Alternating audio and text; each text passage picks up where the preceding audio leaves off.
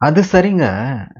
இந்த சேல்ஸ்மேனா போயிட்டா, பொய் சொல்லணும்னு சொல்றாங்க, நடிக்கணும்னு சொல்றாங்க. அது எப்படிங்க? அப்படின்னு சில பேர் கேட்பாங்க. இதுக்கு விடையெல்லாம் அப்புறம் பார்க்கலாம். எ சேல்ஸ்மேன் ஸ்டோரி நாம இப்ப பார்க்க போறோம். ஆக்சுவலா ஒரு சேல்ஸ்மேன் ஸ்டோரி பார்க்க போறோம். ஆனா அந்த சேல்ஸ்மேன் இப்ப சேல்ஸ்மேன் கிடையாது. ஒரு பெரிய தொழிலதிபர், பிசினஸ்மேன் ஆயிட்டாரு. அவருடைய இன்டர்வியூ கேட்கும்போது அவருடைய ஸ்டோரி சொன்னாரு. அத உங்ககிட்ட சொல்றேன். அதாவது இவரு நல்லா படிச்சிருந்தாலும், தன்னுடைய அம் அன்றாட தேவைகளுக்காக வேலைக்கு போக வேண்டிய ஒரு சிச்சுவேஷன். ஒரு இடத்துல சேல்ஸ் பெர்சனா ஜாயின் பண்றாரு. அதுக்கப்புறம் ஜாயின் பண்ணதுக்கு அப்புறம் தான் தெரியுது, இது சேலரி பேஸ்டு கிடையாது. ஒவ்வொரு புக்கையும் அவரு செல் பண்ணா தான் அவருக்கு காசுன்றது. ஓகேங்களா? ஒரு நல்ல ஒரு பப்ளிஷிங் கம்பெனில தான் அவர் ஜாயின் பண்ணியிருக்காரு. ஸோ, நாளு, 2வது நாள் இப்படியே நாட்கள் போயிட்டே இருக்கு. இந்த சேல்ஸ் பெர்சன் சேல் பண்ணல. அவர் போய் தனியா உட்காந்து அழறாரு. என்ன எல்லாரும் நெறைய பேர் நல்லா சேல்லாம் பண்றாங்க. நம்மளால முடியலையே! அப்படின்னு சொல்லிட்டு அழறாரு.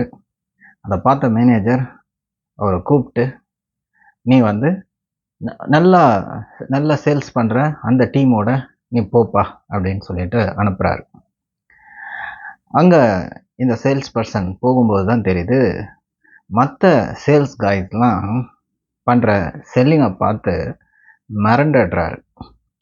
"உலக மகா நடிப்புடா சாமி" அப்படின்னுவாங்கல்ல, அந்த அளவுக்கு அவங்க அங்க எஃபெக்ட்ஸ் குடுத்து அந்த சேல் பண்ணிட்டு இருக்காங்க.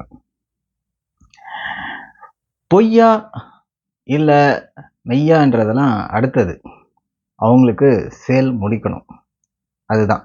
அதாவது திருவள்ளுவர் பொய்மையும் வாய்மை இடைத்த புரை தீர்ந்த நன்மை பயக்கும் எனின் அப்படின்னு சொல்றாரு. ஓகேங்களா?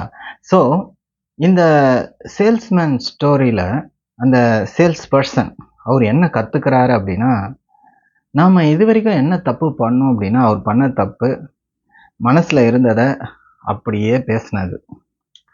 உண்மைய சொன்னது தான் அப்படின்றத அவரே சொல்றாரு.